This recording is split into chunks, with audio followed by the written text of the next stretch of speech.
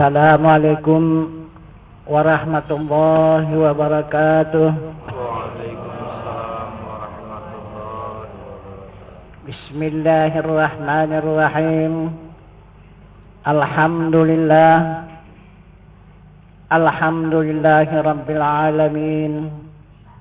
Wassalatu wassalamu ala asrafil anbiya wal mursalin wa ala alihi wa sahbihi ajma'in. Ashhadu an la ilaha illallah wahdahu la syarika lah wa ashhadu anna Muhammadan abduhu wa rasuluh la nabiyya ba'da amma ba'du. Pertama-tama kita bersyukur kehadrat Allah Subhanahu wa taala beserta menyampaikan salawat dan salam atas junjungan kita yang besar Muhammad sallallahu alaihi wasallam. Dengan rahmat Allah beserta nikmatnya hingga pada saat malam hari yang berbahagia ini kita kembali dipertemukan Allah untuk meningkatkan ilmu dan iman kita kepada Allah Subhanahu wa taala. Allah Subhanahu wa taala memberikan petunjuk kepada sekalian hambanya. Bismillahirrahmanirrahim. Laqad qana lakum fi Rasulillahi uswatun hasanah. Maksudnya kata Allah, telah ada atas diri Rasul suri tauladan yang baik bagi kamu. Yang mana suri tauladan yang baik yang dimaksud oleh Allah Subhanahu wa taala? Allah memperjalankan hambanya Muhammad sallallahu alaihi wasallam dari Masjidil Haram ke Masjidil Aqsa. Inilah yang menjadi contoh tauladan yang baik, kata Allah. Contoh tauladan yang mana? Contoh tauladan yang pertama sekarang ini adalah untuk salat yang khusyuk. Jadi apabila kita tidak menyuntuh, tidak mentauladani apa yang dilakukan oleh Rasulullah di dalam perjalanan Isra dan Mi'raj itu, ataupun tidak ada di dalam salat kita itu tercantum Isra dan Mi'raj Rasulullah, maka tidaklah termasuk golongan salat kita yang khusyuk. Maka termasuklah golongan salat kita yang lalai. Ini yang pertama yang di dunia ini yang dapat kita rasakan. Yang kedua nanti di akhirat. Apabila kita tidak dapat melakukan salat yang khusyuk, maka kita tidak dapat menghadap ke hadrat zat Allah Subhanahu wa taala. Tak dapat. Karena tidak ada contoh yang lain. Tidak ada pelajaran yang lain. Tidak ada ilmu yang lain. Hanya inilah ilmu dan pelajaran yang dipetunjukkan oleh Allah kepada sekalian hambanya dan yang dikerjakan oleh Rasulullah untuk menjadi contoh tauladan kepada sekalian umatnya. Inilah jalan kembali. Jalan yang lurus. Jalan yang diridai oleh Allah Subhanahu wa taala, yang sampai ke hadrat zat Allah dari mulai af'al, maka dia meningkat kepada asma, dari asma meningkat kepada sifat, dari sifat baru menghadap kepada zat. Inilah perjalanan Isra dan Mi'raj itu. Maka setiap tahun bagi kita umum memperingati perjalanan Isra dan Mi'raj. Kalau kita setiap hari memperingati Isra dan Mi'raj, bukan memperingati lagi bahkan menjalankan Isra dan Mi'raj. Itulah salat. Yang 5 waktu sehari semalam yang kita kerjakan itu. Jadi kita banyak menuduh. Kita pikir Isra dan Mi'raj itu hanya untuk Rasul saja. Untuk Nabi saja. Bukan untuk kita. Itu maka sahabat bertanya kepada Rasulullah. Hadir keempat sahabat itu. Menanya kepada Rasul, minta izin ya Rasul. Apakah Rasul saja yang melakukan Isra dan Mi'raj ini, yang menghadap ke hadarat zat Allah Subhanahu wa taala? Apa jawab Rasulullah? Jawab Rasulullah tegas saja, as-salatu mi'rajul mu'minin. Salat itulah mi'raj orang yang beriman. Itu kata Rasulullah. Jadi salat yang khusyuk ini tidak mudah. Ini salat yang dijamin oleh Allah surga. Karena di dalam salat yang khusyuk itu nikmat. Arti nikmat itu surga. Nah itu, disitulah kita merasakan surga di dalam salat yang khusyuk itu. Tapi benar-benar yang ikut contoh tauladan yang dilakukan oleh Rasulullah. Maka Rasulullah mengatakan kepada umat, sallu ra'aitumuni ana usalli. Bersalatlah kamu. Bagaimana aku bersalat? Nah, jadi kalau tidak kita mengetahui, tidak kita melihat bagaimana Rasulullah itu melakukan salat, maka tidaklah khusyuk salat kita itu. Tidaklah benar salat kita itu mengikut contoh tauladan. Jadi bagi Nabi, Isra dan Mi'raj bagi kita itulah salat.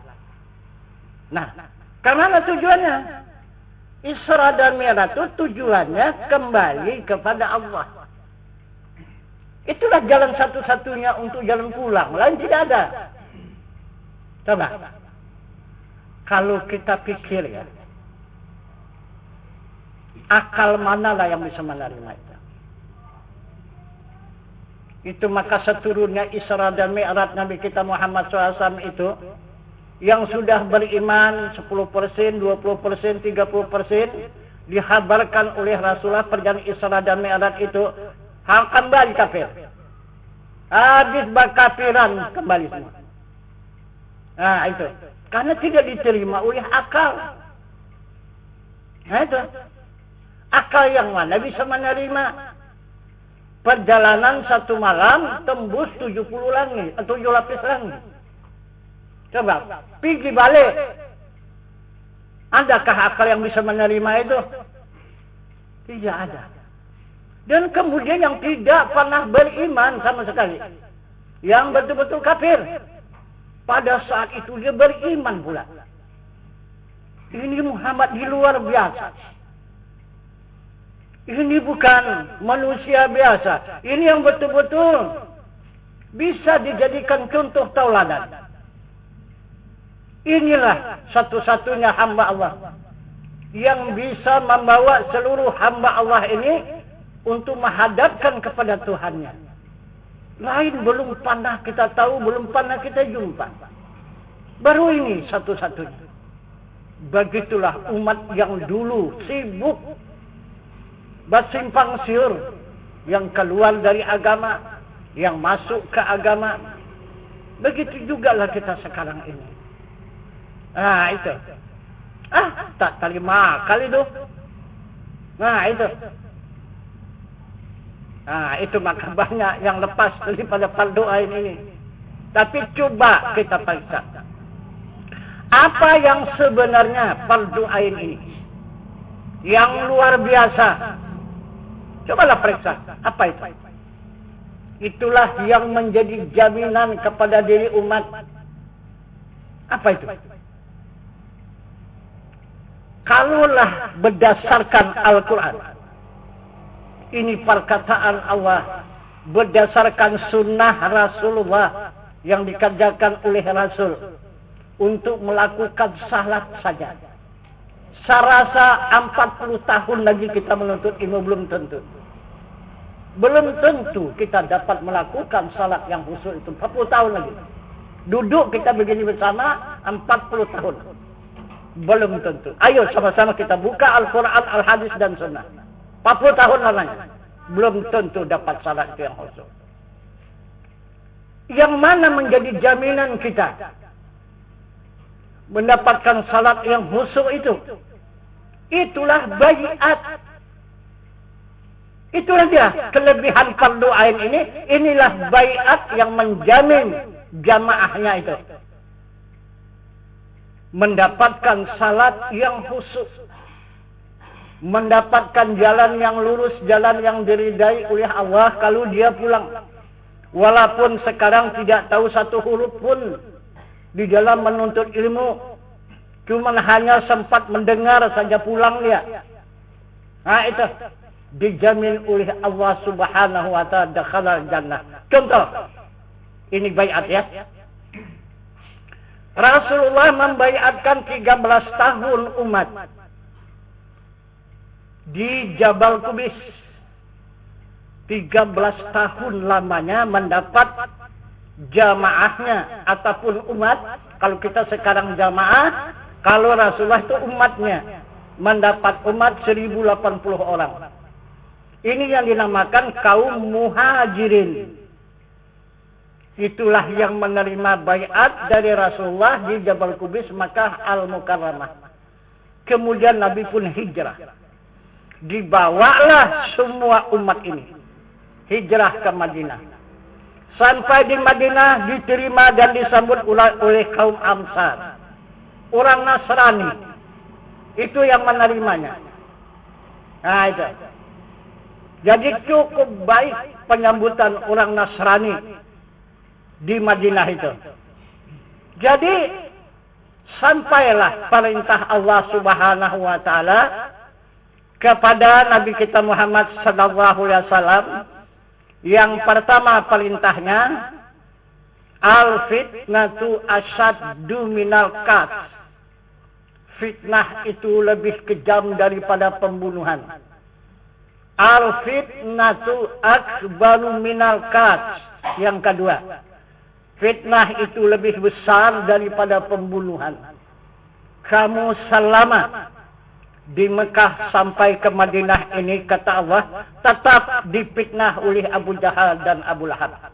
Maka Abu Jahal dan Abu Lahab wajib kamu bunuh. Karena dia adalah pembunuh yang luar biasa.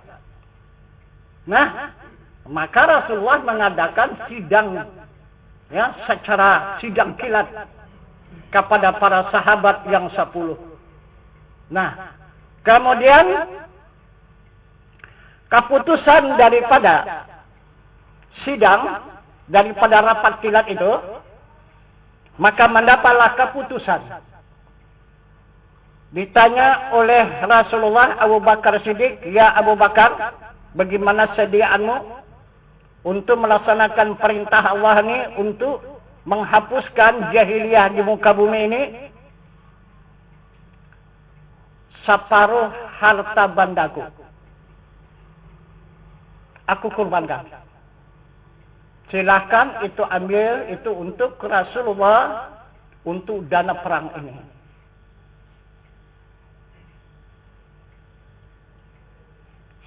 Kau Sayyidina Utsman? Sayyidina Utsman ini yang separuh. Karena itu yang paling banyak harta Sayyidina Utsman. Sayyidina Utsman pertama ditanya. Itulah separuh, kata Sayyidina Utsman. Sayyidina Abu Bakar, ya Abu Bakar, berapa kesediaanmu untuk menghadapi perang ini? Semuanya harta bendaku ya Rasulullah. Ambillah. Aku kasihkan kepada Rasul untuk perang ini. Jadi untukmu apa? Itu kata Rasulullah, untukmu apa? Untukku lebih banyak dari itu. Kata Abu Bakar, katamu sudah semuanya. Semuanya udah kamu serahkan. Kok ada lagi lebih banyak? Bagaimana nih? Kata Rasulullah, yang lebih banyak daripada harta benda yang aku miliki itu adalah Allah dan Rasul. Itu lebih banyak. Itulah kekayaanku sekarang. Kalau Rasulullah mengambil hartaku keseluruhannya itu. Kata Abu Bakar Siddiq. Nah, kemudian tanya lagi Sayyidina Ali. Kamu Ali? Minta izin ya Rasul. Ali cuma hanya pedang saja yang ada. Itu yang aku serahkan kepada Allah dan Rasul. Pedang. Nah, itu. Sebelum hancur pedang itu, Ali tidak akan mau menyerah. Tetap akan menghadapi musuh itu. Baik. Sayyidina Umar juga demikian. Rasulullah. Apa saja ilmu yang aku miliki sekarang ini. Ilmu kesaktian, ilmu kekuatan, ilmu kekebalan. Nah, itulah untuk menghadapi musuh-musuh agama Allah ini yang akan kita hadapi. Itu semuanya aku serahkan kepada Rasul. Nah, sebelum lumpuh ilmuku itu, aku tidak akan mau pulang. Aku tidak akan mau menyerah. Sebelum habis musuh, aku tidak akan mengenal menyerah. Nah, inilah mendapat kesimpulan. Nabi kita Muhammad sallallahu alaihi wasallam, kenyataan daripada para sahabat, apa kata Rasul? Kita akan melaksanakan perintah Allah ini untuk melaksanakan perang, menghapuskan jahiliyah di muka bumi ini. Tapi kalian ingat, hidupmu di dunia dan di akhirat aku jamin. Jangan kau lagi menuntut kehidupan. Baik kehidupan dunia dan kehidupan akhirat. Aku yang menjaminnya, kata Rasulullah. Kalian ingat itu? Ingat, ya Rasulullah.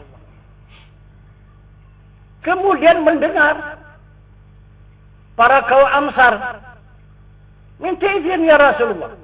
Ini luar biasa. Janganlah kami ditinggalkan ya Rasul. Terimalah kami ya Rasul untuk ikut turut melaksanakan perang ini. Jangan kami ditinggalkan. Bagaimana kami menerima pasukan Rasulullah datang ke Madinah ini, begitulah kami juga. Terimalah kami supaya kami diterima menjadi pasukan perang ini. Padahal dia orang Nasrani. Boleh? Kata Rasulullah. Tapi ada syarat. Apa syaratnya? Baiat. Mau? Mau ya Rasul? Nah itu. Maka masing-masing berbaiat, masing-masing berbaiat, masing-masing berbaiat, masing-masing berbaiat. Nah itu. Jadi kalau tidak berbaiat, Rasul tidak mau membawa. Nah itu. Untuk dijadikan pasukan, untuk dibawa ke medan perang. Ini maka ada tuduhan sekarang ini. Apa ada baiat-baiat? Baiat tidak ada 2-3 kali. Rasulullah membaiatkan sama-sama perang. Ini sekarang kita kan tidak perang lagi. Baiat-baiat apa lagi? Ini yang diketahui oleh orang umum. Tahunya baiat orang Nasrani. Kaum Ansar. Bukan baiat orang kaum Muhajirin. Kaum Muhajirin berkepanjangan. Terus berbaiat untuk menyerahkan diri kepada Tuhan. Bukan untuk perang. Untuk menyerahkan diri kepada Tuhan yang hidup, yang tiada mati. Nah itu. Jadi akhirnya terjadilah perang. Terjadi perang. Pertama perang Uhud. Sesudah perang Uhud, kalah pasukan Rasulullah. Nah itu, menerima kekalahan yang luar biasa. Kenapa maka kalah? Apa sebabnya? Tidak patuh dan tidak taat kepada Rasulullah anggota perang itu. Karena Rasul sudah pesan, kehidupanmu dunia dan akhirat aku jamin. Nah itu di waktu perang itu. Jadi dipancing oleh musuh. Ini pasukan yang terkuat, pasukan berpanah, diserang oleh musuh itu. Udah banyak musuh itu yang jatuh, kemudian dia mundur. Mundur itu semua perbekalan ditinggal. Masing-masing meninggalkan perbekalan, masing-masing meninggalkan perbekalan, masing-masing meninggalkan. Buat tumpuklah banyak harta. Maka sedangkan situ dihalalkan oleh Rasulullah, itu harta rampasan perang namanya. Maka dihalalkan itu oleh Allah. Apalagi diapakan panah kembali, disimpulkan kembali, disusun kembali panah itu, dikejarlah harta itu tadi. Masing-masing merebutkan harta yang tinggal itu tadi, yang ditinggalkan oleh pasukan yang lari itu. Tidak cukup pula satu persatu. Aturan cukup satu aja jadilah. Untuk misalnya satu orang, satu mengambil harta yang tinggal tadi. Inilah. Udah diambil yang ini berebut ke sana lagi. Jadi berebut ke sana, berebut ke sana, berebut ke sana, berebut ke datang pasukan dari belakang pasukan Abu Jahal, Abu Lahab. Habis semua, rontok semua kena panah. Tidak ada yang hidup. Nah, itulah mundurlah pasukan Rasulullah itu. Kalah. Tidak ada pasukan lagi. Hampir habis. Nah, itu maka Abu Bakar memohon kepada Rasulullah, ya Rasulullah, pasukan sudah sangat lemah. Mohon kami bantuan. Kalau tidak ada bantuan Rasulullah, tidak akan mungkin perang ini diteruskan lagi. Karena musuh sudah keluar banyak. Pasukan kita sudah hampir habis. Maka Rasulullah bermohon kepada Allah Subhanahu wa taala bagaimana untuk memberikan kekuatan kepada pasukan berperang itu. Maka datang dari Allah puasa. Nah, itu puasa. Apa arti puasa itu? Inilah yang dimaksud Allah di dalam ayat suci Al-Quran. Ya ayyuhalladzina amanu kutiba alaikumus syiyam kama kutiba alal ladzina min qablikum la'allakum tattaqun. Jadi puasa ini rupanya menghapuskan tenaga yang zahir dan menimbulkan tenaga yang batin. Jadi diri manusia itu dihapuskan, ditimbulkan kekuatan diri malaikat. Malaikat mana bisa mempan di pedang? Manusia ini yang mempan. Nah, maka dilaksanakanlah oleh pasukan. Maka pasukan itu walaupun sedikit lagi yang tinggal, tetapi berapapun pasukan yang dihadapi tidak akan mundur lagi. Karena tidak ada senjata musuh itu yang membinasakan. Padahal mereka sudah menjamin 100% mendapat kemenangan. Sudah mereka sedikit, sudah mereka menerima kekalahan, kemudian puasa lagi. Orang puasa tak makan, tak minum, kalau lemah. Itulah pendapat pasukan Abu Jahal, Abu Lahab, tetapi tertipu. Rupanya tambah luar biasa kekuatan pasukan Rasulullah. Nah, maka dari itu mendapatlah kemenangan pasukan Rasulullah. Ini perang yang kedua itu perang Badar namanya. Nah, itu maka keluar sekarang salawat Badar. Itulah Rasulullah langsung tuh turun. Itu maka bersalawat, pasukan ini di belakang menggiring Rasulullah. Rasulullah di depan. Itu nih kata salat Badar. Nah, disitulah mendapatkan kemenangan Rasulullah untuk melawan pasukan Abu Jahal dan Abu Lahab itu. Itu. Nah, jadi itulah yang dicontohkan oleh Allah dan Rasul kepada kita pada saat sekarang ini. Kalau bisa kita taatilah apa perintah Allah dan Rasul itu. Kadang-kadang kita jual ketaatan kita kepada Allah dan Rasul gara-gara harta benda. Jangan sekali-sekali kita banggakan harta benda itu, kita lebihkan daripada Allah dan Rasul. Tidak ada harganya harta benda kita. kalau tidak ada Allah dan Rasul. Karena diberkati oleh Allah dan Rasul, barulah ada harta benda kita itu. Nah itu. Jadi kita serahkanlah kepada Allah dan Rasul. Harta benda itu kita cuma hanya menjaganya.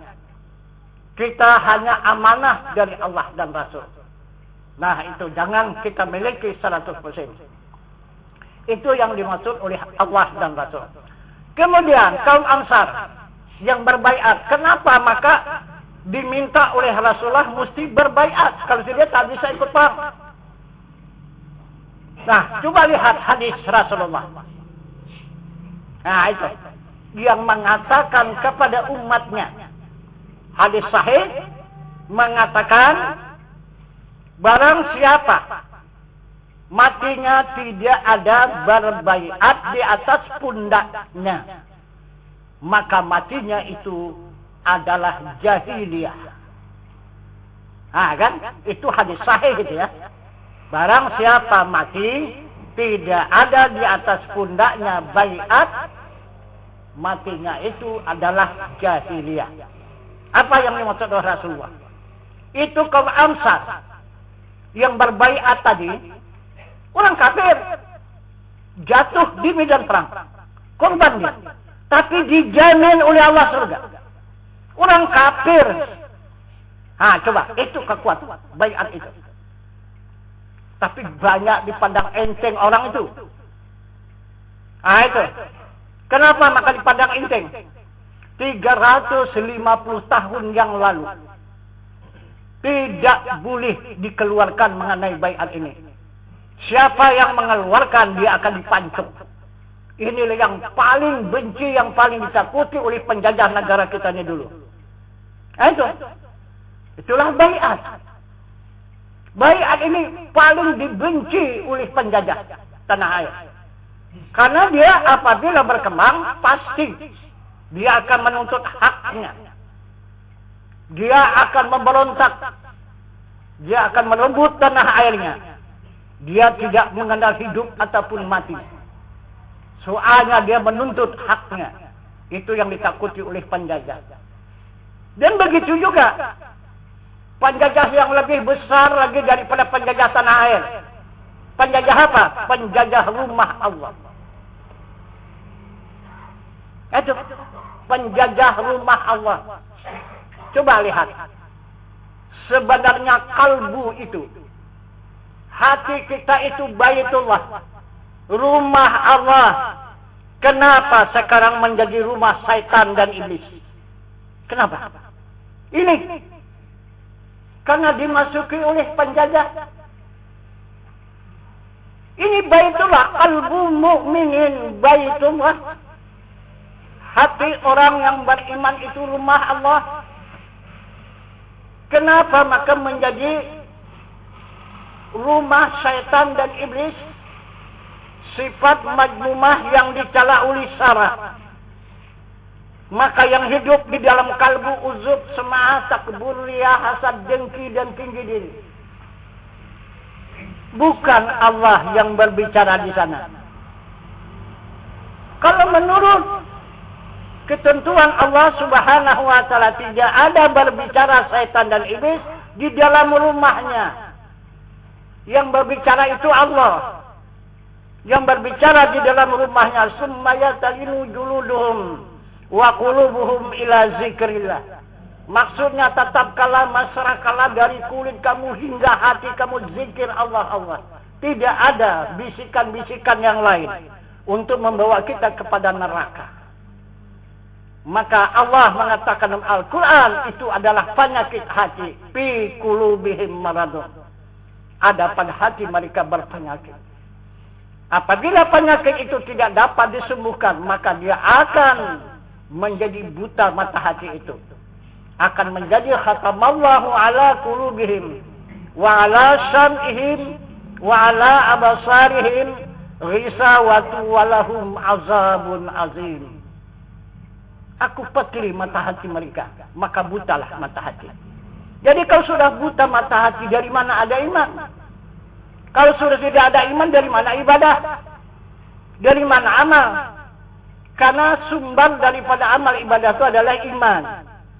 Dari mana iman itu? Ilmu. Tapi buta sudah mata hati. Nah itu. Jadi tidak ada yang bisa menyembuhkan penyakit hati adalah baiat.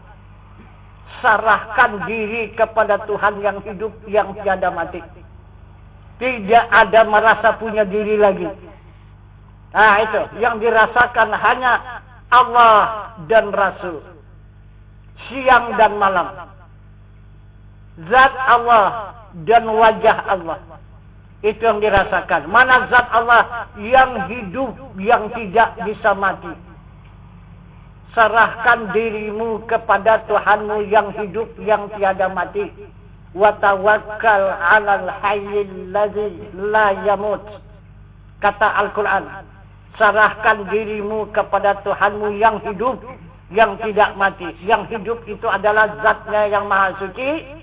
Yang berada wallahu muhitun fil alamin, adanya yang muhit di semesta alam, yang merata di seluruh alam. Itulah zatnya yang maha suci, itu yang hidup. Kemudian sifatnya yaitu wajahnya. Mana dia wajahnya? Ataupun sifatnya, ataupun nurnya, ataupun kelakuannya, kelakuan daripada zat itu, maka dijelaskan oleh Allah. Allahu nurus samawati wal ardh. Allah menerangi di langit dan di bumi. Ini wajahnya. Kemudian mana asmanya? Asmanya yang berzikir di kalbu hamba, di kalbu manusia. Yang berzikir Allah, Allah di kalbu manusia. Af'alnya mana? Af'alnya, perbuatannya, inilah menjadi tubuh manusia. Nah, jadi ada kita punya hati lagi, ada tempat setan menumpang, iblis mengganggu, menguasai kalbu kita. Kalbu pun tak punya lagi. Yang ada hanya baitullah. Yang ada hanya rumah Allah. Tidak ada punya hati. Nah itu. Tenaga pun tak punya. Yang ada hanya kudrat Allah, kita bergerak. Nafsu pun tidak ada. Kita berkehendak dengan iradat Allah, bukan lagi dengan nafsu. Kita mengetahui, tidak lagi dengan akal. Kita mengetahui dengan ilmu Allah. Kita hidup, tidak lagi pakai tubuh. Yang hidup itu adalah ayat Allah yang ada meliputi seluruh tubuh. Nah, kita mendengar tidak dengan kuping lagi. Kuping itu hanya tempatnya saja yang mendengar dengan sama Allah. Kita melihat tidak dengan biji mata.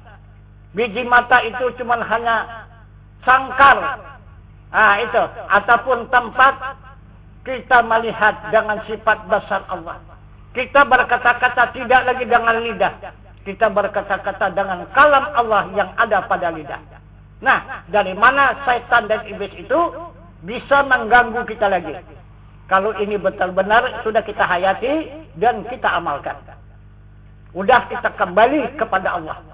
Semua sudah kita serahkan diri kita kepada Allah. Nah, jadi inilah yang diajarkan oleh Rasulullah. 13 tahun di Jabal Qubis.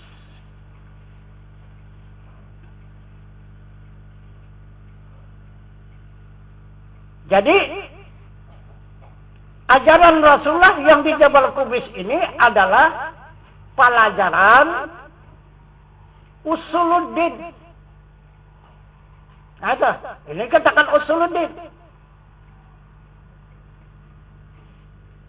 Bagaimana pelajaran Rasulullah semasa di Jabal Qubis? Pelajarannya pertanyaan, usul, pertanyaan. Bagaimana pertanyaannya? Man rabbuka? Siapa Tuhan kamu?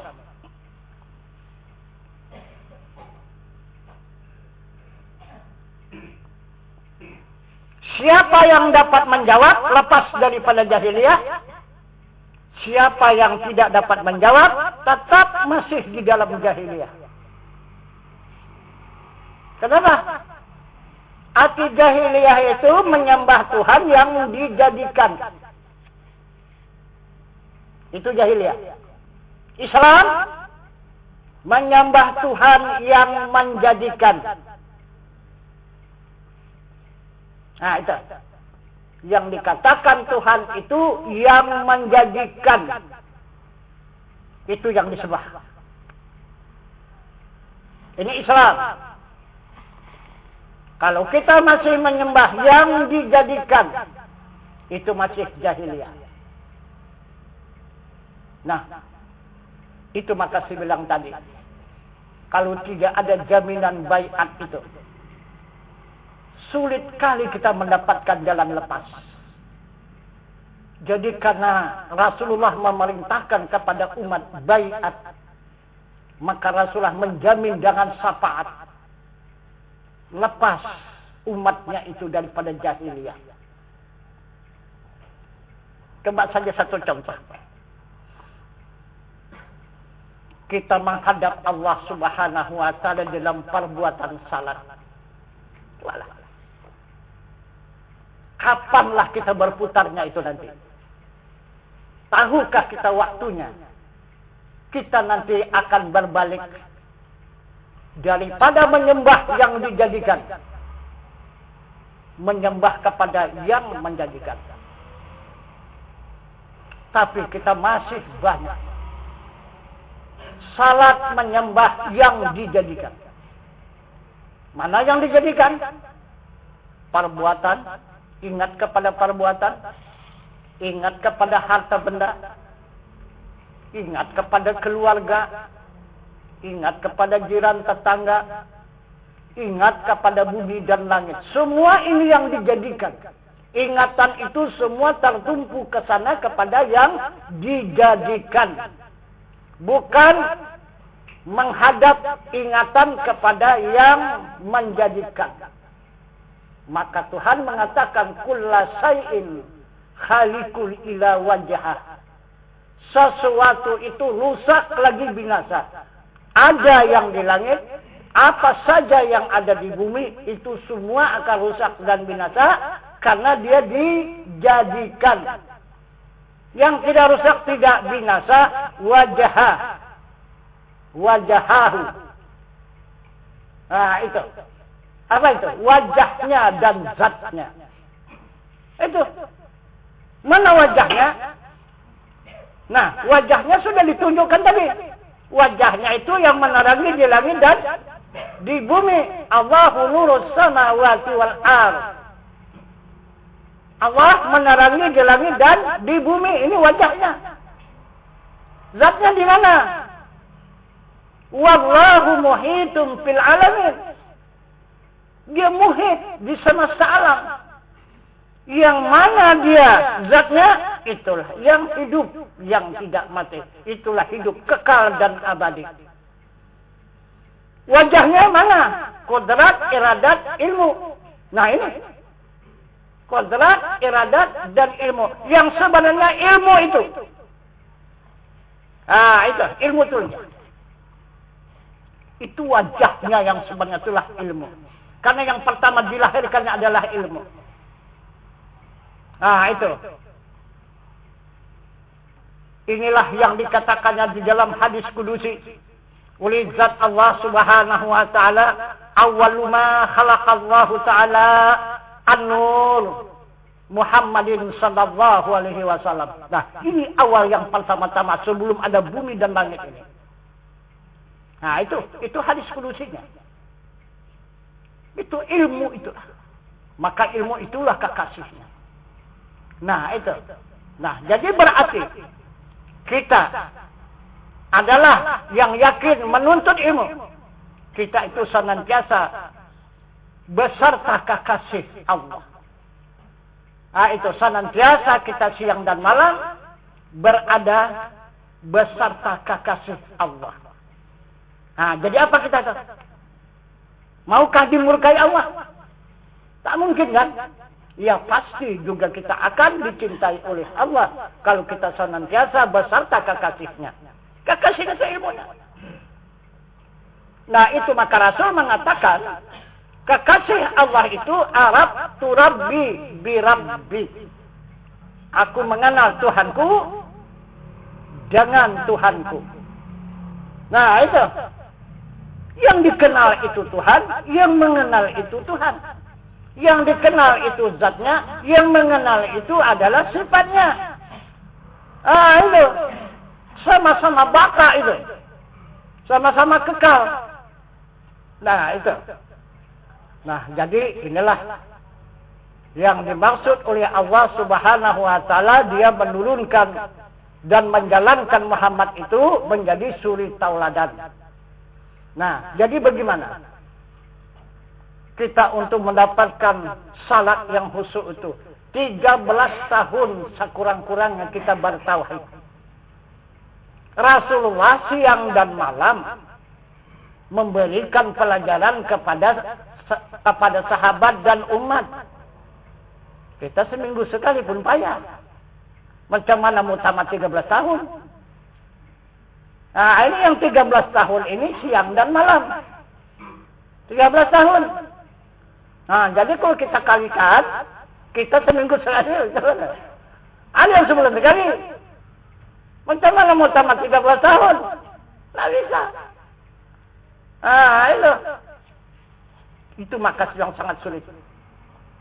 Itu untuk mendapatkan salat yang khusyuk itu. Apabila salat yang khusyuk, otomatis mendapatkan jalan yang lurus. Jalan kembali kepada Allah Subhanahu wa taala. Itu tidak akan diragukan lagi. Itu pasti selamat. Itu karena atas jaminan Allah Subhanahu wa taala tidak akan tersentuh oleh neraka Anda. Itu maksudnya itu. Nah, jadi kalau kita mengikuti petunjuk ini yang sebenarnya tidak ada jaminan separah Rasul itu sudah 40 tahun lagi. Kita menuntut ilmu ini mungkin di situ baru bisa merasakan. Itu salat yang khusyuk itu. Karena salat yang khusyuk itu ingatan tidak ada kemana-mana, tetap kepada zat, dan kemudian dia adalah nikmat di dalamnya. Di dalam salat itu nikmat. Itu arti khusyuk itu nikmat di dalamnya itu. Jadi nikmat itu surga. Jadi kalau salat yang lalai ini itu neraka isinya. Itu fawailul lil musallin alladzina hum an salatihim sahun. Itu akibat orang yang mendustakan adanya agama. Jadi agama itu apa? Agama itu adanya Allah. Adanya diri Allah itu agama. Jadi mendustakan diri Tuhan. Salat, sedangkan diri Tuhan sudah didustakan. Jadi untuk menghadap, mana bisa menghadap? Itu. Jadi sedikit ini saya ceritakan, tapi ini bukan carut ya.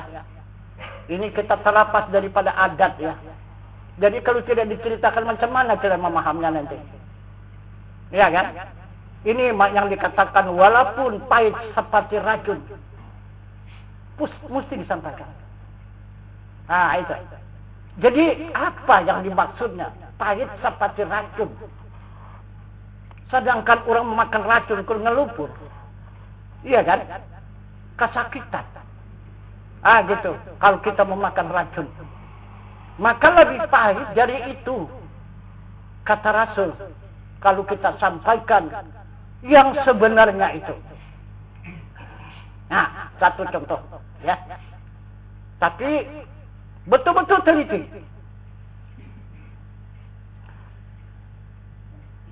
Ini kita menghadap kepada diri Allah. Ya. Menghadap kepada kelakuan Allah. Menghadap kepada asma Allah.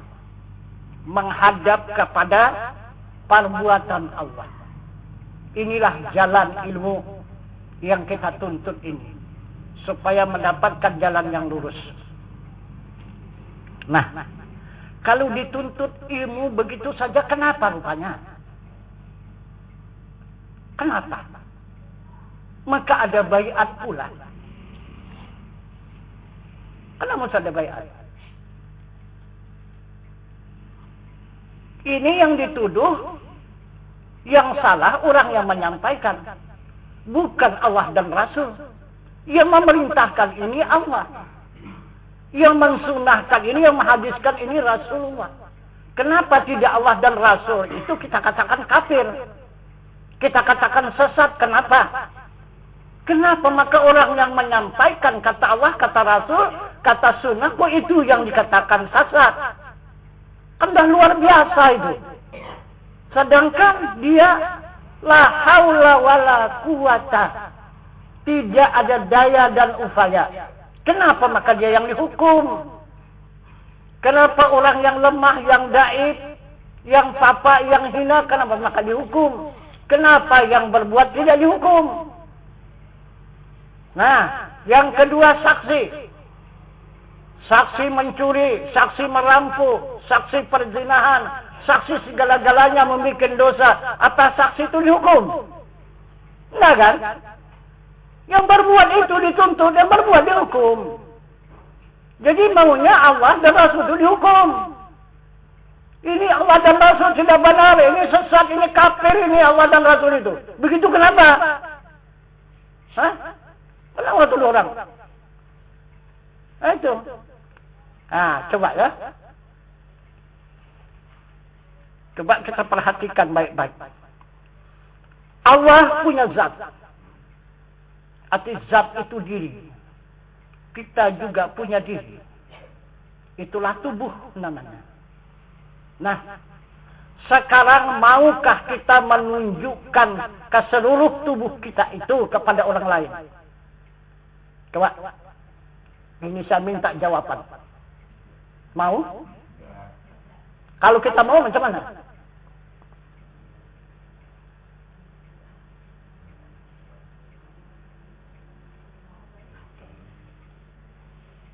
Kalau kita mau macam mana?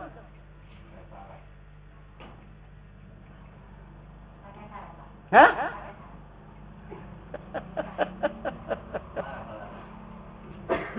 Dilimpar orang. Coba kau percaya cerai. Coba. Bukalah seluruh pakaian kita, tunjukkan diri kita, coba. Sanggup? Itulah dia. Begitulah Tuhan kepada hambanya. Bagaimanapun kata hamba, aku ya Allah cinta kepadamu. Ya Allah, aku taat dan patuh kepadamu. Ya Allah, aku betul-betul mengabdi kepadamu, ya Allah. Tunjukkanlah dirimu. Mau, dia menunjukkannya. 1000 tahun bikin itu. Kalau mau dia menunjukkan.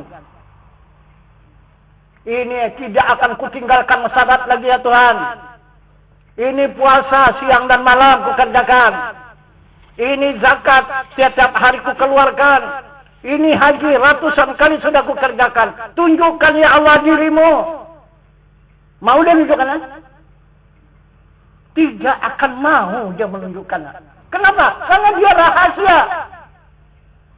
La insanu sirri wa ana sirruhu. Bermula insan itu rahasiaku dan aku pun rahasianya.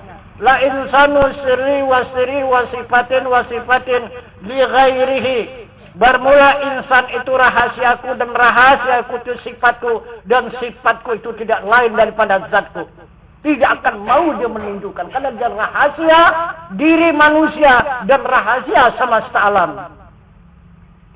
Itu diri Tuhan, itu diri Allah. Mana mau sembarang dia menunjukkannya. Nah, tapi luar dari adat tadi ya. Saya bilang tadi, ini kita agama ya. Kata saya tunjukkan. Nah, apakah selamanya sampai mati kita itu menyembunyikan diri kita? Adakah waktunya dan saatnya kita akan menunjukkan diri kita yang sebenarnya? Ada? Ada? Kepada siapa? Hah? Kepada siapa? Coba? Hah? Kepada siapa? Hah, kan? Kepada orang yang sudah menerima nikah kita. Penyerahan diri kita. Itu.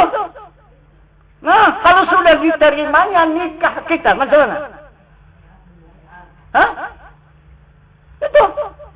Begitulah baiat itu. Itu arti berbaiat. Kan saya bilang itu nikah. Nah itu, kalau tidak nikah, itu haram. Usahakan kita apa kan? Hanya menunjukkan diri itu saja haram hukumnya. Nah itu. Coba, haram hukumnya. Nah itu. Kalau tidak, yang sudah, yang menerima diri kita. Nah, jadi kalau kita kepada Allah, dia sudah diterimanya diri kita. Kita yang menyerahkan. Kita yang nikah. Kita yang menyerahkan kepada Tuhan. Diterimanya diri kita. Baru ditunjukkannya dirinya. Ini bukan enteng itu sebenarnya. Cuman ini belum dibuka rahasianya itu. Jadi orang pandang enteng mengasal soal baiat ini. Itu. Jadi coba. Misalnya. Kita menegakkan rumah tangga. Kita berhasil mendapat keturunan yang banyak. Dan mendapat harta benda yang banyak. Tetapi tak nikah. Macam mana? Dapat ketenangan? Tidak dapat ketenangan. Itu dia. Jadi ini luar biasa nikah itu. Tidak usahkan melaksanakannya. Kita hadir untuk menyaksikan itu wajib itu ya. Jadi kita kan dua menerima undangan itu. Undangan nikah, undangan pesta. Kalau pesta itu harus atau sunat? Itu. Tapi yang sebenarnya itu adalah sunat. Karena di situ menyatukan keluarga. Kalau pestanya itu. Tapi kalau nikahnya itu diundang kita. Tidak datang. Haram kita itu. Berdosa kita itu. Itu wajib kita hadir di situ. Undangan pernikahan. Itu. Karena Rasulullah mengatakan dalam sabdanya. An-nikahu sunnati. Faman lam ya'mal bisunnati falaysa minni. Itu pernikahan itu pekerjaanku. Siapa-siapa yang tidak melakukan bukan dari gulunganku. Itu kata Rasul. Nah, jadi inilah sebenarnya baiat itu. Jadi supaya kita jangan kena fitnah selalu. Jadi kalau ada fitnah, ada penangkis kita. Tidak akan mendapat keridaan seumur hidup melakukan salat, puasa, zakat dan haji kalau tidak baiat. Tidak akan jumpa ridha Allah, tidak jumpa. 1000 tahun kita menuntut ilmu sampai dimanapun tingkatnya tidak akan mendapat syafaat Rasul. Walaupun satu hari berbaiat kita mati mendapat syafaat Rasul, dijamin Allah kita lepas daripada neraka. Nah, karena sudah mendapat ridha Allah. Apabila mendapat syafaat Rasul, otomatis mendapat ridha Allah. Maka Rasul mempertunjukkan kepada umat bagaimana orang mendapat ridha Allah. Allahumma inna nas'aluka ridhaka wal jannah. Tidak ada orang yang masuk surga itu tanpa ridha Allah. Mesti melewati ridha Allah. Ridha Allah mendapatkan daripada jaminan syafaat Rasul. Kucing tidak ada ridha Allah. Nah itu. Jadi cobalah kita renungkan, kita pikirkan baik-baik. Sia-sialah kita beragama ini tanpa baiat. Itu maka Rasul mengatakan tidak ada di atas pundaknya mati dia adalah jahiliyah. Kalau sudah jahiliyah apa ada? Ada.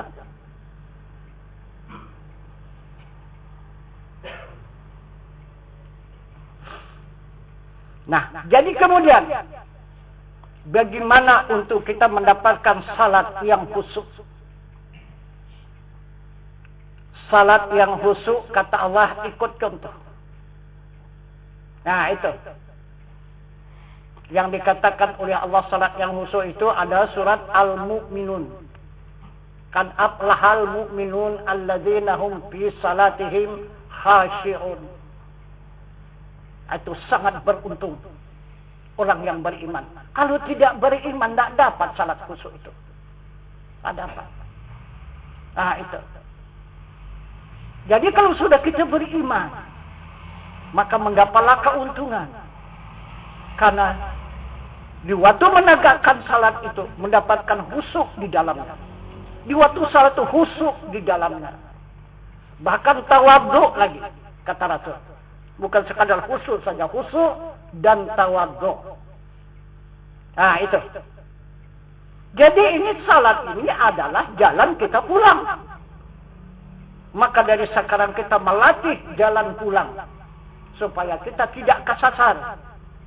Nah, itu. Kalau sudah terus kita berlatih, maka terjaminlah jalan kita kembali itu tidak akan kesasar. Nah, itu. Karena kita senantiasa berlatih. Nah, itu 1 hari 1 malam, sekurang-kurang 5 kali kita berlatih. Nah, itu untuk menghadap kepada zat Allah Subhanahu wa Ta'ala yang Maha Suci dan untuk memandang kepada sifatnya yang suci. Ah, itu. Nah, maka Nabi kita Muhammad sallallahu alaihi wasallam mengatakan kepada kita, apa kata Rasulullah? Jika kita mau mengikuti salat Rasulullah, apa jalan? Maka Rasulullah menunjukkan jalan. Talibul ilmi faridatun ala kulli muslimin wal muslimat. Maksudnya bermula menuntut ilmu fardu atas tiap-tiap muslim laki-laki dan muslim perempuan yang akil balik. Yang mana ilmunya? Pertama ilmu syariat. Kedua ilmu tarikat. Ketiga ilmu hakikat. Dan keempat ilmu ma'rifat. Nah, ini jalan kita untuk mengikuti Muhammad itu Isra dan Mi'raj. Jika sudah kita tuntut ilmu syariat, maka kita bisa ikut serta mengikuti perjalanan Muhammad Isra dari Makkah sampai ke Baitul Muqaddas. Itu dengan ilmu syariat. Kemudian kita tingkatkan ilmu kita kepada ilmu tarikat. Barulah bisa kita mengikuti Rasulullah berjalan di langit 7 lapis langit. Tarikat itu langit. Menjalani langit. Jalannya jalan tarikat ilmunya. Nah, itu. Nah, kemudian Nabi berjalan di alam nur 70.000 lapis. Maka diwajibkan oleh Rasul kita menuntut ilmu hakikat. Jika kita tuntut ilmu hakikat, kita ikut turut bersama Rasulullah berjalan di alam nur 70.000 lapis. Jika kita tingkatkan lagi ilmu kita itu kepada ilmu ma'rifat, barulah kita ikut serta dengan Muhammad menghadap kepada zat Allah Subhanahu wa Ta'ala. Ini. Jadi ini ilmu syariat, tarikat, hakikat, ma'rifat dibawa di dalam salat. Nah, gitu. Jadi ilmu syariat untuk mensalatkan badan jasmani kita, ilmu tarikat untuk mensalatkan hati kita, ilmu hakikat untuk mensalatkan ruhani kita, dan ilmu ma'rifat untuk mensalatkan nurani kita, yaitu jiwa kita. Itu jadi semua salat, maka khusyuk dia.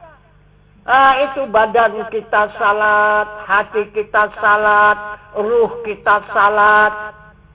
Itu jiwa kita salat. Jadi menyeluruh.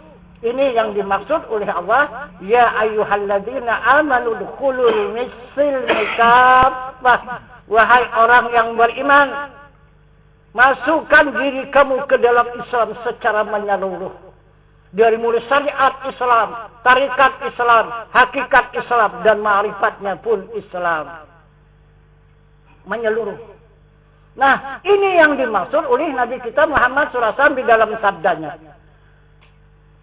Man abadal akhirah fa'alaihi bil ilmi.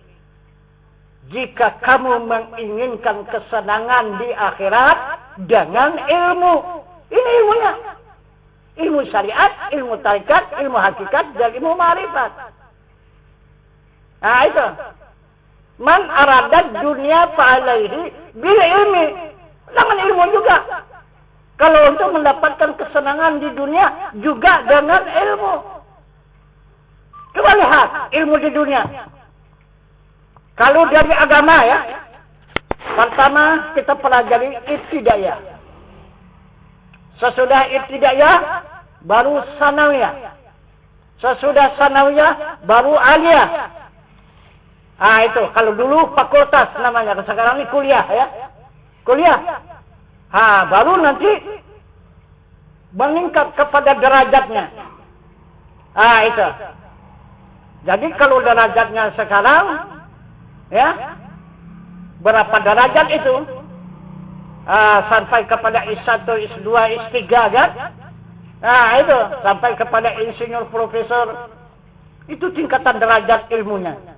Jadi di tingkat umum pun demikian. Pertama SD, kedua SMP, ketiga SMA, keempat kuliah. Baru juga derajat ke atas. Sehingga sampai kepada profesor. Profesor itu penutup. Itu yang tertinggi ilmu itu profesor itu. Nah inilah dikerjakan untuk mencari kehidupan di dunia. Macam mana? Susah mencari kehidupan di dunia? Kalau sudah begini ilmunya?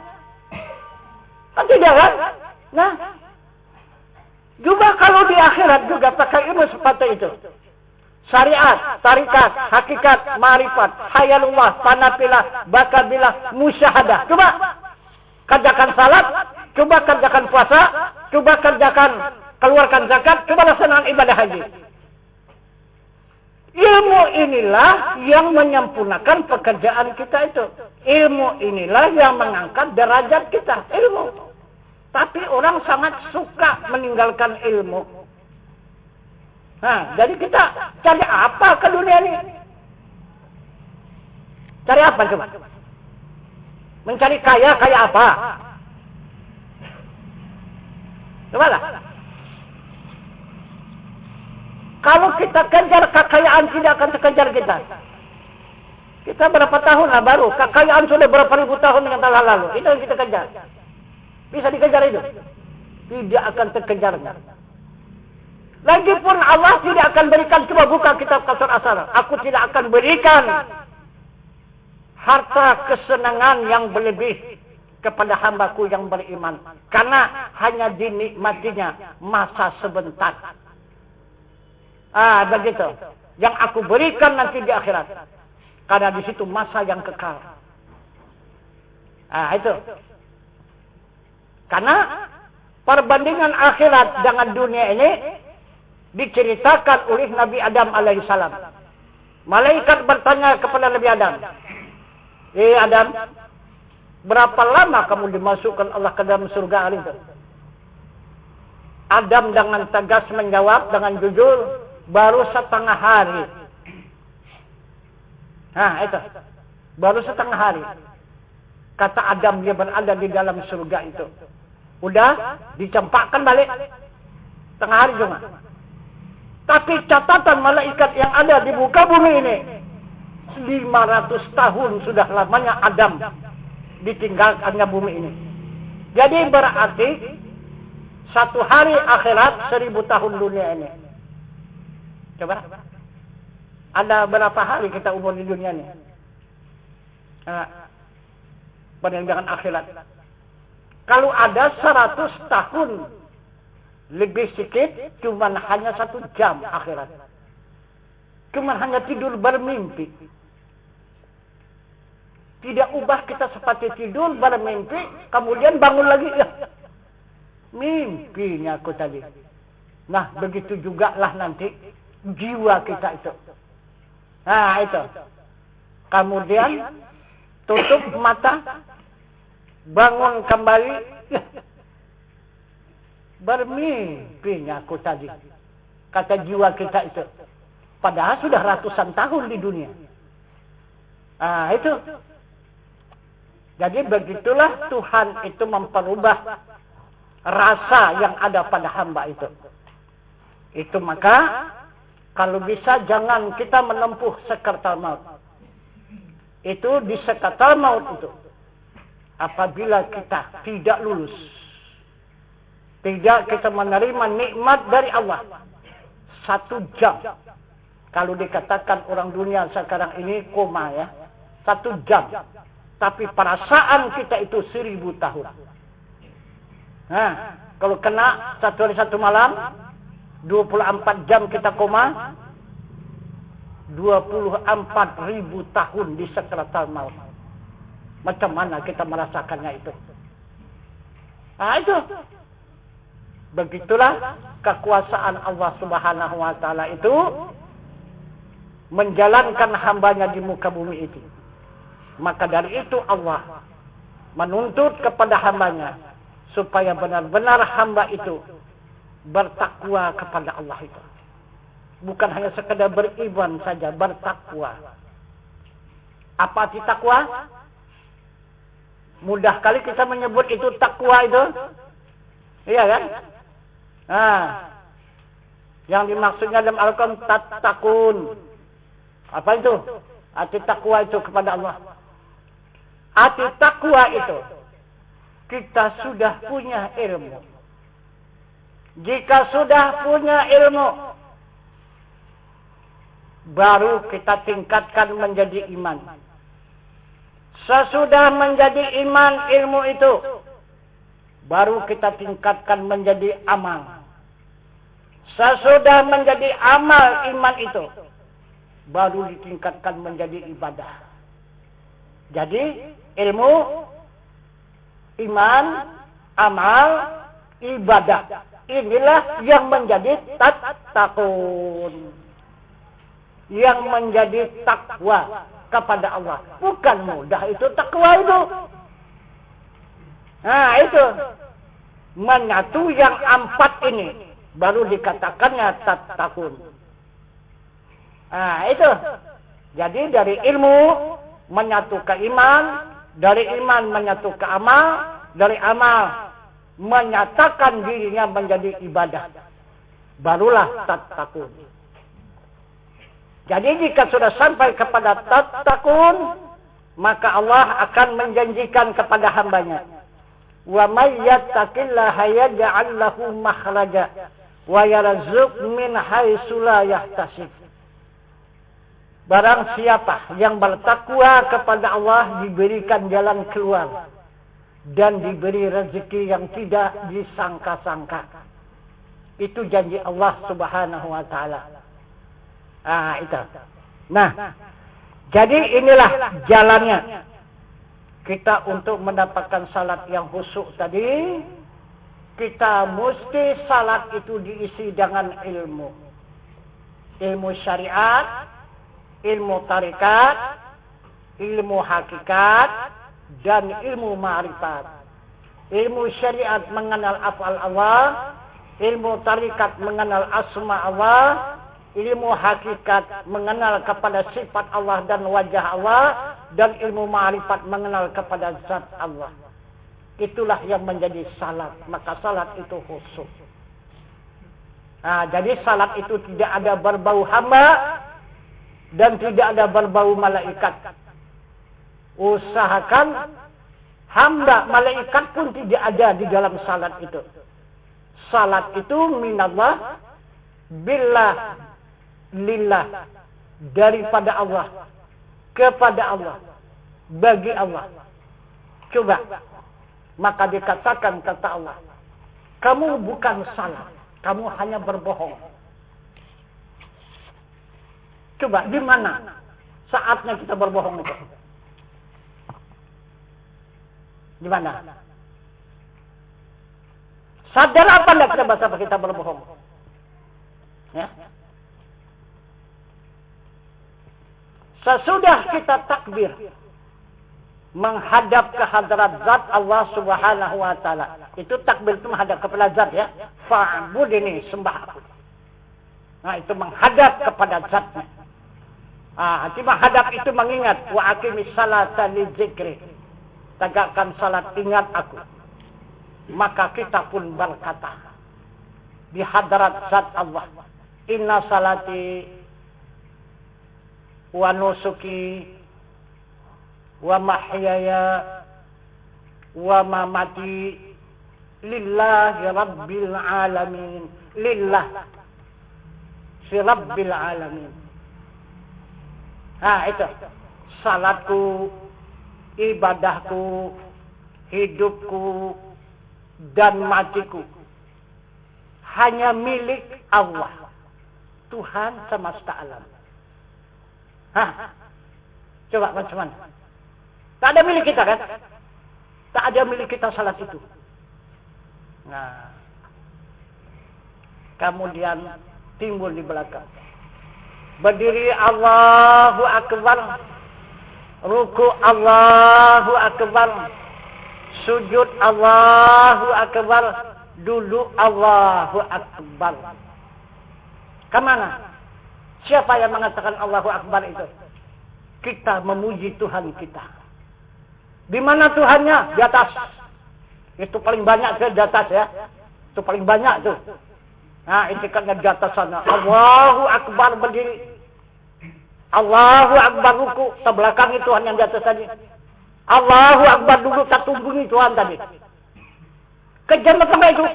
Tertunggungi Tuhan tadi. Orang dia di atas. Kita nyuruh ke bawah. Kan ditunggingi Tuhan itu.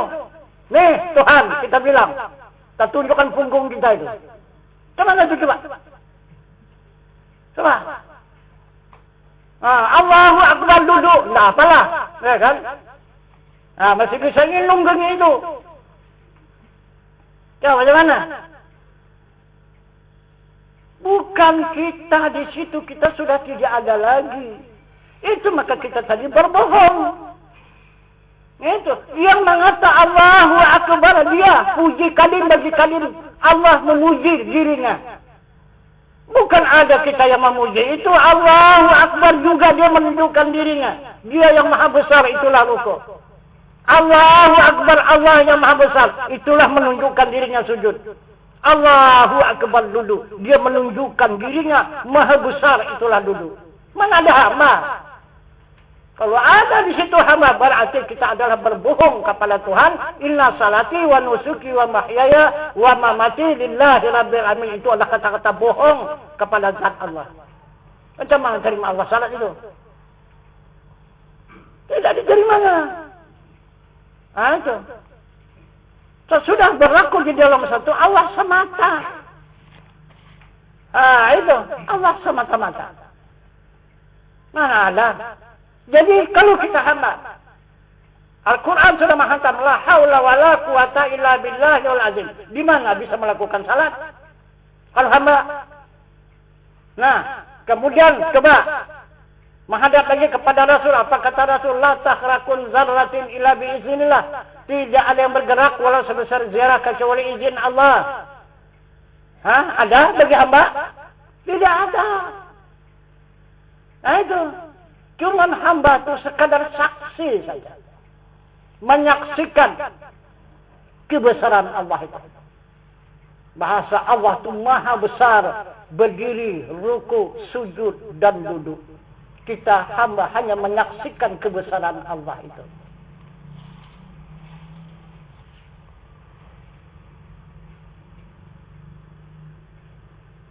Nah itu maka dikatakan masjid itu rumah Allah. Nah itu. Bukan rumah orang kan? Rumah Allah. Ada pernah kita melihat Allah masuk ke dalam masjid itu? Ada pernah melihat Allah masuk ke dalam masjid?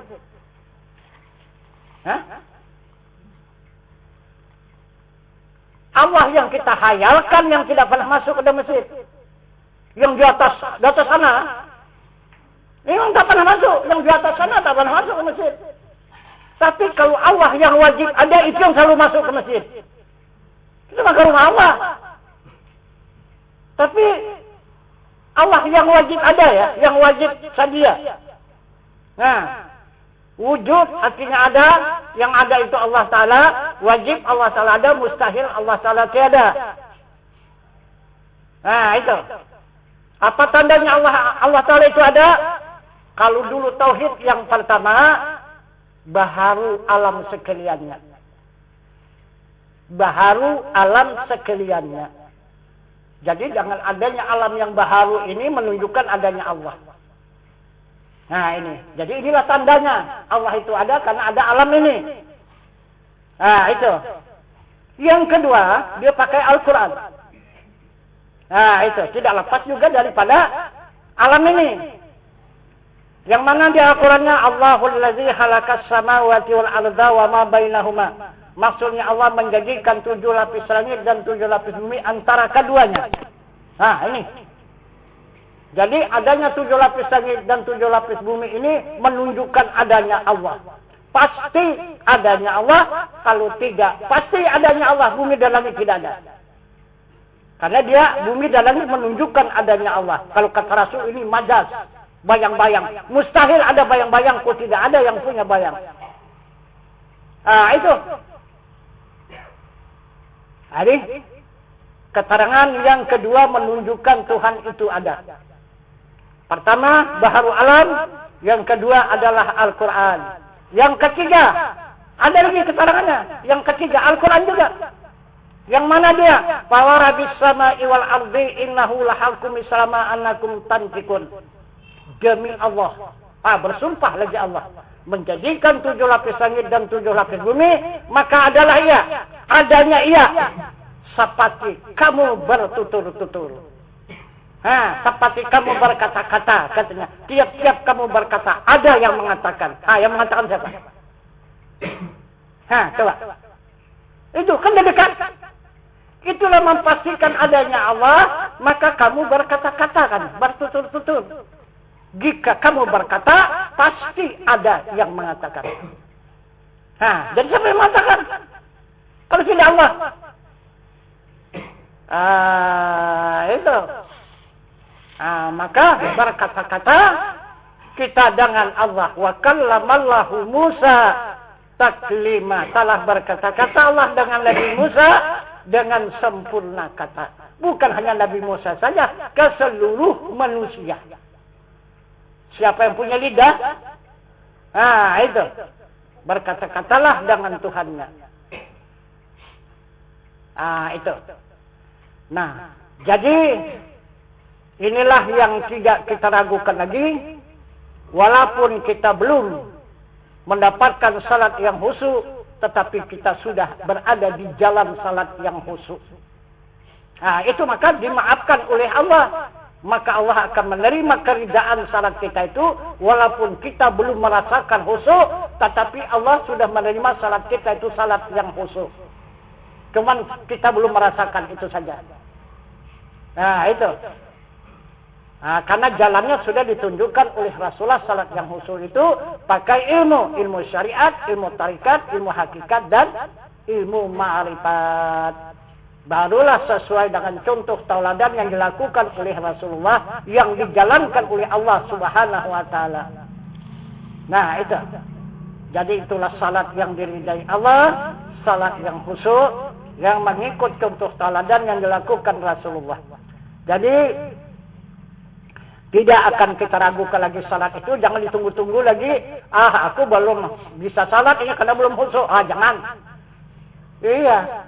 Jadi kalau kita pulang, tahun muka, tahun depan, salat belum ada. Bagaimana? Itu. Ini tidak lagi ditunggu. Yang ditunggu syafaat Rasul. Syafaat Rasul sudah kita terima. Nah, jadi berarti itu sudah wajib kita lakukan. Tidak kita menunggu lagi. Tapi kalau belum kita menerima baiat, itu masih meragukan. Jadi siapa yang menjamin? Coba, tak ada yang menjamin kan? Itu. Nah, kita sudah mendapatkan jaminan. Jaminan dari Rasul syafaat, jaminan dari Allah keridaan. Jadi tidak akan ragu lagi kita mengerjakan salat kita, puasa kita, zakat kita, dan haji kita. Jadi yang dikatakan haji itu kalau kita kerjakan mabrur atau mabrura. Apa arti mabrur itu? Menerima 3 surga. Itu. Haji itu 3 surga yang diterima. Pertama, tanah surga. Kedua, istana surga. Dan yang ketiga, kebun surga. Itulah haji. Itulah yang kita bawa pulang kemarin. 3 buah surga yang kita bawa pulang. Nah, gitu. Berapalah mudahnya kita ke sana. Tapi 3 surga yang kita bawa pulang. Mana dia tanah surga? Itulah kalau kita masuk ke Masjidil Haram. Tawaf di Baitullah. Tawaf kita di rumah Allah, menghadap ke rumah Allah. Itu diberi Allah tanah surga. Karena kalau kita masuk ke Masjidil Haram itu kita memberi salam. Itu Allahumma antas salam wa minkas salam walika yaulus salam fahina rabbana bisalam wa adkhilna jannatad darasalam. Jannatad darasalam, surga tingkat yang keaman. Itu masuk ke Masjidil Haram, tawaf di Baitullah. Tapi kalau ke Baitullah ya tawafnya, jangan ke Ka'bah. Kalau ke Ka'bah tak dapat. Nah, itu. Kemudian wukuf di Arafah. Wukuf di Arafah. Nah, di sana kita menerima istana surga. Nah, itu yang dijanjikan oleh Allah, istana surga. Dengan panggilannya, ya ayyatuhan nafsu mutmainnah. Irja'i ila rabbiki radiyatan mardiyah. Fadkhuli fi ibadi wadkhuli jannati. Ah, itu. Masuk ke dalam surgaku, kata Allah. Wadkhuli jannati. Dan masuk ke dalam surgaku. Sudah dipersilahkan Allah. Diperintah Allah sudah masuk ke dalam surga. Itu kalau benar kita tawaf ya. Apa wukuf? Wukuf itu menghadap kepada zat yang maha suci. Itu wukuf. Itu maka tidak ada zikir. Tidak ada fikir. Tidak ada takbir. Tidak ada doa. Nah, apapun tidak ada. Kecuali tafakkur. Nah, itu. Itu wukuf di Arafah. Kemudian yang ketiga, yaitu kebun surga. Itu dikatakan Taman Raudhah. Dari hasil salat arba'in. Nah, gitu. Salat arba'in itu 40 waktu berjamaah. Yang tidak ketinggalan. 40. Itu arba'in. Nah, itu. Jadi kemudian sesudah dilaksanakan salat arba'in itu, maka mendapatlah sertifikat. Nah, itu apa sertifikatnya? Itulah surban. Nah, itu sertifikatnya. Surban. Surban itu 4 sudut. Menunjukkan apa itu sudut itu. Yang pertama adalah menerima siddiq, benar. Sudut yang kedua menerima amanah, kepercayaan. Yang sudut yang ketiga menerima tabligh, artinya menyampaikan. Yang keempat adalah patanah, menerima kebijaksanaan. Kemudian Jabais digulung, dijadikan satu. Sesudah digulung, baru dijunjung di atas kepala. Ah, gitu. Barulah dibawa kemana saja. Ah, itu. Sekarang ini udah berat kali. Sakit leher itu menjunjung. Jadi akhirnya dipikul. Nggak tak tahan junjung lagi pikul. Kemana-mana pikul, mana-mana pikul. Ya. Pikul pun udah kecapean. Akhirnya tinggal rumah. Nggak ada lagi. Nggak ada sertifikat tinggal rumah.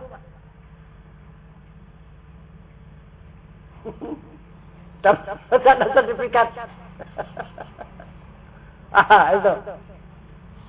Nah, jadi itulah pelaksanaan ibadah haji itu, menerima 3 surga yang disebut dengan mabrur atau mabrurah. Itu. Jadi haji itu menjalani kemana? Serupa dengan salat juga. Menjalani af'alnya, perbuatan Allah, itulah dia memakai pakaian ihram. Nah, itu. Apa arti memakai pakaian ihram? Memakai pakaian kafan. Kalau di sini. Nah, jadi memakai pakaian kafan itu orang apa? Orang mati. Nah, di sana pun demikian. Kalau tidak mengetahui dan mengenal arti daripada mati, maka kosonglah itu ihram. Karena itu yang dimaksud oleh Nabi, mautu qabla anta mautu, matikan diri kamu dahulu daripada mati kamu. Merasakan diri kita mati, itulah ihram. Jadi sekarang ini kalau kita senantiasa merasakan diri kita mati, Yang hidup itu adalah Allah. Jadi senantiasa kita ini ikhram. Walaupun tidak memakai pakaian ikhram, tapi diri kita itu tetap di dalam ikhram. Di dalam kesucian. Ini maksudnya. Nah, jadi itu yang dikatakan oleh Rasulullah, man arafa nafsahu bil mauti fakat arafa rabbahu bil hayati. Siapa-siapa yang mengenal dirinya dengan mati, sesungguhnya mengenal Tuhannya dengan hidup yang tiada mati. Jika sudah kita kenal Tuhan itu yang hidup, kita mati. Itulah ikhram. Nah, itu. Yang sudah ikhram, maka teruslah berjalan. Kemana? Menuju Baitullah, menuju rumah Allah. Maka pulanglah menuju rumah Allah. Nah, itu. Mana rumah Allah? Nah, itu. Itulah tawaf. Jadi tawaf itu untuk menghadap ke rumah Allah. Itu maka 7 kali putaran. Sesudah 7 putaran, kemudian mencium Hajar Aswad. Nah, berarti kita dapat meminta ampun dan meminta maaf daripada segala kesalahan dan dosa kepada Allah Subhanahu wa taala. Allahumma innaka afun karim tu'affa fa'fu anni. Itu. Nah, jadi kemudian sudah kita mendapat keampunan dan kemaafan, baru silahkan memandang wajah Allah. Pandanglah wajah Allah yang laisa kamitslihi syai'un wa huwas samiul basir. Itulah sa'i, safa dan marwah. Nah, itu maka dari bukit Safa menurun lari-lari kecil, kemudian naik ke Marwah, kemudian berdoa menghadap kepada Ka'bah, lari lagi turun lagi di pertengahan itu lari kecil, kemudian mendapatkan itu bukit Safa 7 kali ulang. Nah, jadi maksudnya itulah kita memandang wajah Allah yang 7 tingkatan itu. Kemudian sesudah wukuf di Arafah itu menghadap kepada Zat yang Maha Suci. Nah, itu menghadap kepada Zatnya yang Maha Suci. Nah, itu maka dikatakan irji'i ila rabbiki radiyatan mardiyah. Nah, itu mari menghadap kepada Zatku dengan hati yang reda dan aku ridai. Itu wukuf. Jadi jika sudah kita bisa menghadap kepada Zat Allah yang Maha Suci, maka terbang 2 penyakit. Penyakit apa? Nah, apa penyakit yang terbang itu? Penyakit alawamah dan penyakit amarah. Alawamah itu binatang yang ada pada diri kita itu terbangnya. Kemudian amarah itu syaitan dan iblis. Itulah yang kita limparkan ke zumrah. Nah, binatang dikurbankan di Jabal Kurban, dan amarah yaitu setan dan iblis dilimparkan, dikembalikan ke zumrah. Maka tinggallah diri kita satu saja. Nafsu mutmainnah. Jiwa yang tenang. Itu yang kembali. Nah, itu. Maka kembalilah ke Makkah Al-Mukarramah, kembali menghadap Baitullah, kemudian barulah menghadap kepada tempat Rasulullah, itu Madinatul Munawwarah. Ah, itulah salat arba'in tadi. Nah, jadi juga tidak terlepas daripada af'al, asma, sifat dan zat. Itu haji. Jadi kalau 100 kali pun pergi ke Mekah sana, tidak mengenal mana af'al, mana asma, mana sifat, mana zat, itu hanya melancong aja itu. Bukan haji itu, maka dikatakan mardud oleh Rasul. Nah, itu bukan mabrur. Nah, itu karena tidak ada yang dijumpai, tidak ada yang disaksikan dan tidak ada yang dirasakan. Semestinya kita menyaksikan dan merasakan bagaimana rasa daripada af'al Allah, bagaimana rasa daripada asma Allah, bagaimana rasa daripada sifat Allah, dan bagaimana rasa daripada zat Allah. Ah, itu bagaimana rasanya kalau sudah suci daripada penyakit. Ah, itulah pelaksanaan haji itu. Jadi haji itu semua tersimpul di dalam pengajian fardu ain ini. Nah, itu baik salat yang khusyuk, haji yang mabrur, kemudian jalan pulang mendapatkan jalan yang lurus, jalan yang diridai oleh Allah Subhanahu wa taala. Nah, jadi ini panjang pelajaran kita pada malam ini. Barangkali kita padakan dulu sampai di sini. Begitu. Jadi PR yang lalu mungkin tak terjawab ini. Iya kan? Sudah 11:30. Jadi kita sampaikan keterangan-keterangan ini supaya dapat dipahami, supaya dapat nanti disimpulkan, artinya diimankan, kemudian baru sama-sama nanti akan kita amalkan. Jadi barangkali ini saja dulu keterangan yang dapat kita sampaikan. Maka silahkan disambung kembali untuk yaitu tingkat usuluddinnya. Ya, kalau ada yang mengajukan pertanyaan-pertanyaan yang diperkirakan supaya lebih jelas lagi, supaya lebih terbuka lagi, maka keterangan mukaddimah kita padakan sampai di sini.